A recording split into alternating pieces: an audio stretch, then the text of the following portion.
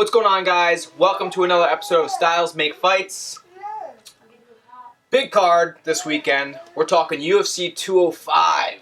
McGregor versus Alvarez. Absolutely. It's going to be an insane card. Top to bottom. Let's go. Most fights could main event a fight night or an actual numbered card. For sure. This is a very sick card. It's just missing awesome. one thing. The Menace.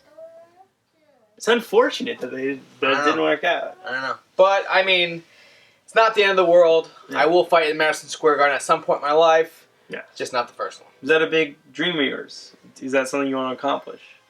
Yeah, for sure. I think living in New York, growing up in New York, it's definitely a... So it's a milestone you want to reach. For sure. Yeah. All right, first fight, Thiago Alves, Jim Miller. 155 pounds. 155, yeah. Jim Miller is super tough. He's a grinder. Alves has been known to gas at 170. Now being at 155, I think his gas tank might be even a little bit less. He struggled to make 170. Now he's at 155. Who knows how he'll perform, his strength.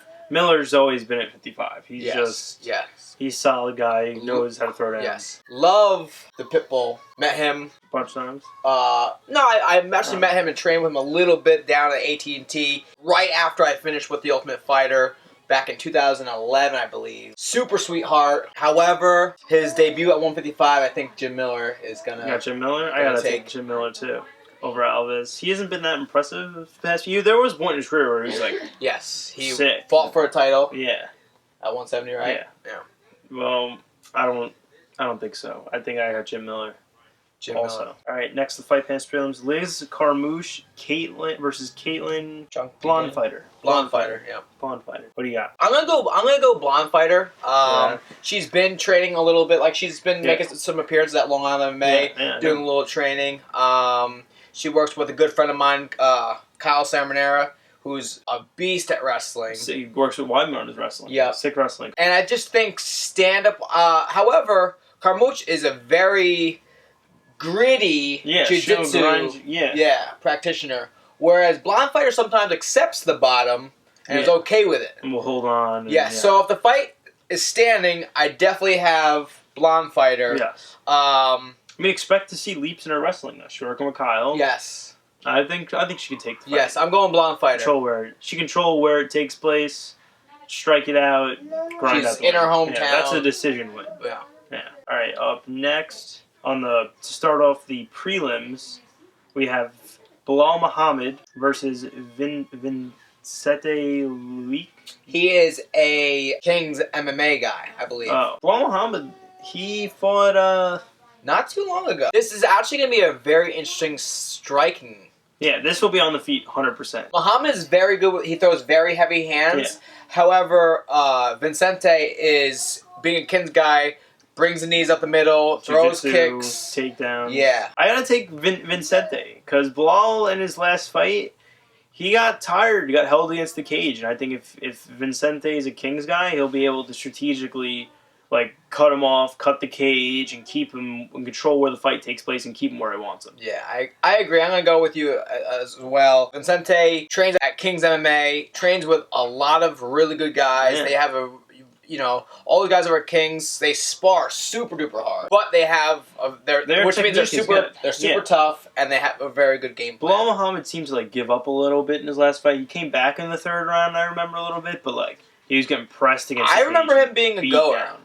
He was coming back at him, but he was taking shots. He was getting a little... Yeah. Next fight. We got Tim Bosch versus Rafael Natal. I actually trained with Tim Bosch a little bit. Okay. Pre-UFC, while I still lived in Pennsylvania. Okay.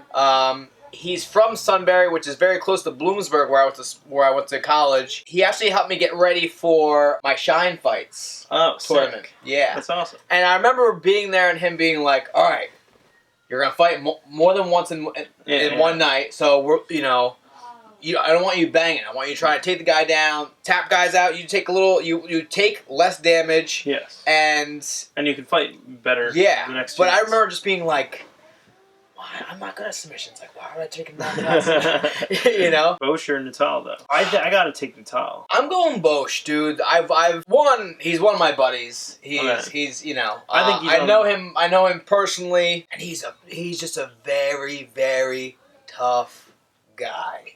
I've watched fights where he's got hit like just clean hit and just like nothing happened. I'm like, damn. And I remember like working out with him and just shooting on it, like just blast stuff as hard as I could. Just be like, it was like I hit a wall. Wow. And I thought I like hurt my oblique muscles because I was hitting doubles on a string so much. But it turned out like he like kneed me in the ribs, and that's he gave me my first bruised ribs. Wow. Yeah. I think he's on the backside of his career though. I think it's another fight that goes to a decision, but. I'm gonna go with Tim Bosch. Let's go. Let's get it, Barbarian. Up next, the fight I'm most excited for: Michael Johnson, Khabib Nurmagomedov. I like this fight a lot. I mean, this is a great fight. This is Michael Johnson wins. He gets a title shot next, right? He's in the mix. Yeah. No. Over Tony Ferguson, 9-fight win streak, just beat RDA. Man. And Khabib's undefeated too, so it's like so many guys in the mix at 155. Yeah, they're getting after. But the thing is like, will Khabib be able to take Michael Johnson down? Most likely. Will Michael Johnson get frustrated? Most likely. Michael Johnson though has quick hands, might be able to catch Khabib on his way in, might be able to move around Khabib for a second, and when Khabib comes at him with that flurry, just like he did to Poirier, just that quick two-punch combo. One of Michael Johnson's most strongest points is up here. The guy is, and like he'll come in and be like, yeah, I'll fuck you up, and like he says it in a very joking manner, but like I can tell that he really truly believes it. Yeah, you know what I mean. And his biggest problem though is he loses his cool sometimes in fights. Like, I feel like... Against Diaz. Yeah, right. I feel like if Khabib takes him down, like, 3 times in the first round, he might, like, just like, oh, fuck it, and, like, just, like, lose his cool and not keep his... Stray from the game plan. Yeah, like, stray away. Like against Nate, Henry Hoof was literally yelling in the 3rd round, don't give up. Right. Like, if you're a corner yelling at you, don't give up, like, there's a little bit of a problem there. He could catch him early, though. Like, he did a Poirier, quick 2-punch combo when Khabib... He also has great cardio. Yeah. The guy's a goer. I mean, I trained with him down the Black Zillions. So does Khabib, though. He's very hard to take down. Khabib has a little bit of cage rust as well, though. He fought Daryl Horcher. Yeah. He fought almost like last year. That was a year. Almost. Yeah, but it's Khabib. Dude trains hard. Dude goes hard. He's training AKA. There's a video online of him grappling with, like, Luke Rockhold. And they're, like, going back and forth. You ever see me grapple Ryan LaFleur? Alright, who do you got in this fight, then?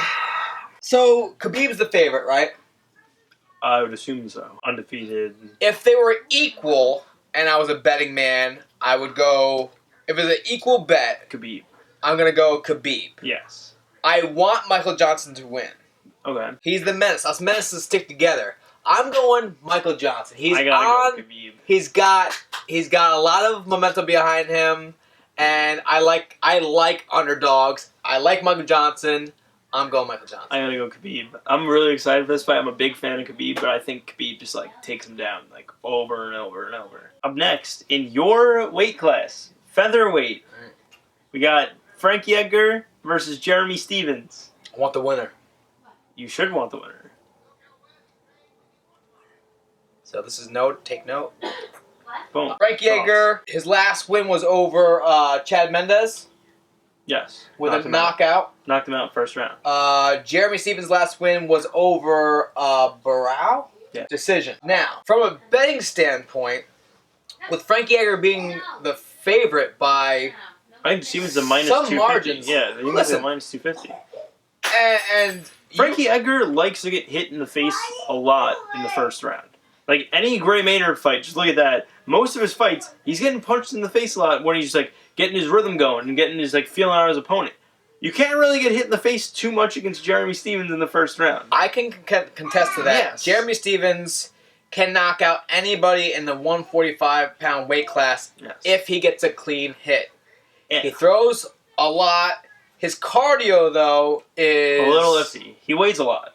He cuts a lot of weight. Yeah, he's a big He weighs guy. like 178, he said, I think, outside. Yeah. On paper, Frank Edgar wins. I believe he's the higher ranked fighter. More, he's been the champion at lightweight. Jeremy Stephens was also at lightweight and was not the champion. He would have to fight an extremely technical fight, though. He would have to avoid for 3 rounds, which isn't too long, but for 3 rounds he'd have to avoid all of Stephens' big bombs. And now, on the same token, Frankie Edgar can take a shot.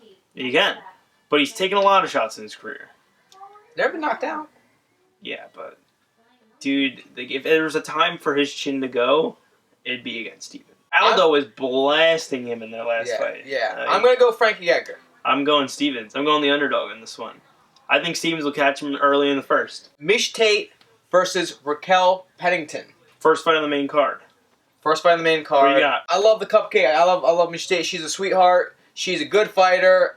I don't think she was herself in her last fight. Yeah. I'm sure she probably watched her not be herself, and she knows maybe some of the things she had to overcome to be herself, which I think we're going to see a new, a more focused Miesha Tate. Yes. Yes. Just the champion. I think she's going to try to make that championship run.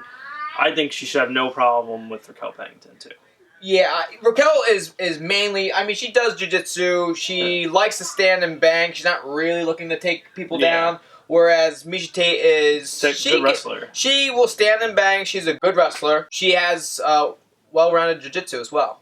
I gotta take Miesha also. So I'm gonna go with the former champ. We got the All-American Chris Weidman versus Yoel Romero. So a lot of people were like, "Oh, Chris Weidman's a good wrestler. Yoel is a better wrestler." Surprisingly, I didn't know this fact.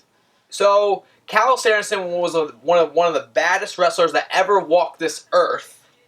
He went undefeated throughout his collegiate career, continued his undefeated streak into international competitions, and Yoel gave him I don't know if his first L, but one of his first. Beat him.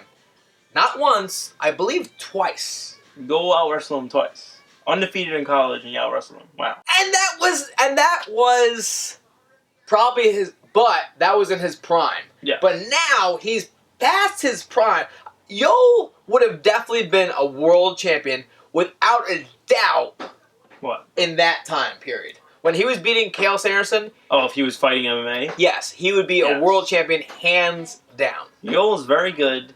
The only thing is the cardio. Weidman has sick cardio, is really good at cutting the cage, has a lot of good pressure.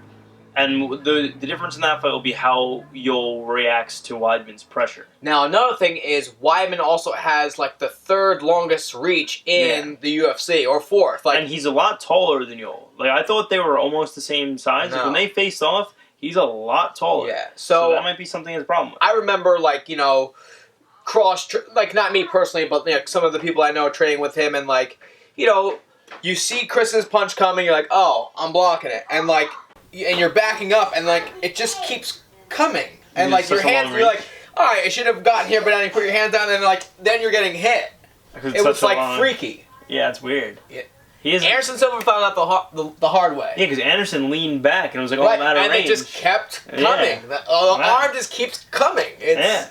He's stretch arm strong. He has good striking. He relies a lot on his wrestling too to kind of throw guys off, but I don't think Yoel's going to be scared to wrestle with him. To throw guys off with his pressure, he'll make you be scared of the takedown. But Yoel's gonna be all right, come at me, take me down, please. On the ground though, jiu-jitsu wise, Weidman's black belt. Yeah. Weidman does have good jiu-jitsu. Black belt. Yeah. So that as a wrestler, he's looking to get up and out before he's looking to submit somebody. Yes. But if it comes to it, and Yoel is not keeping him down. Yeah, they'll be scrambled and stuff. It's going to be kind of a more stand-up fight. Yes. I'm going to go with Chris Weidman. He's Long Island native. Yeah. The only guy on the card that is from New York, born and raised, fighting on the first New York card. So that in itself, you gotta get. Yeah, I gotta take Weidman too. He's got the crowd behind. He's definitely gonna have the crowd behind him. Yeah. I think he just out-pressures and outlasts Yoel. And I think Yoel will break under his pressure. But I think it's going to be a tough fight. It's going to be an exciting fight, for sure. Next, Joanna Jędrzejczyk. It's Jędrzejczyk. Jacek, right. I think. Carolina versus Carolina. Let's just be on a first name basis here. Carolina Kowalkiewicz. I like it. So Joanna versus Carolina. Yes. I got Joanna. I got Joanna as well. Carolina's good. She's good for that division. She's good overall, but I don't see anyone beating Joanna. Yeah. Her striking is ridiculous. She's now training at American Top Team as well. So her wrestling was good before. Like, it was good. It was good. She was blocking a lot of Claudia's takedowns. Yeah. But now it's going to be so much better. Yeah. I don't think either of these girls are looking to touch the other girl's leg at all. They're just looking to touch each other's faces with chins and hands and elbows. Yeah, this is going to be a sick kickboxing fight. Or for Muay sure. Thai fight. For sure. I got Joanna. I got Joanna. And still. Decision, though. She's gonna. I don't know. She could finish her, but I think she outstrikes her to a decision. I think decision. Absolutely. Welterweight championship of the world: Tyron Woodley versus Stephen Thompson. What are your thoughts? Wonder Boy Stephen Thompson. The chosen one versus the Wonder Boy. Both are extremely nice guys. Have met both of them. Been around both of them. Cool. I think it's interesting because Woodley, you've seen him kind of fold under the pressure of Rory McDonald. But then you see him be super explosive against Josh Koscheck and knocking out Robbie Lawler. But Wonder Boy can cut the cage so well and can hit you with things from different angles so well that everyone he's fought has seemed to fold against his cutting the cage and his pressure and a lot of his techniques. So, but he's never fought anyone as explosive. So can he pull off those techniques when someone's jumping at him? For sure.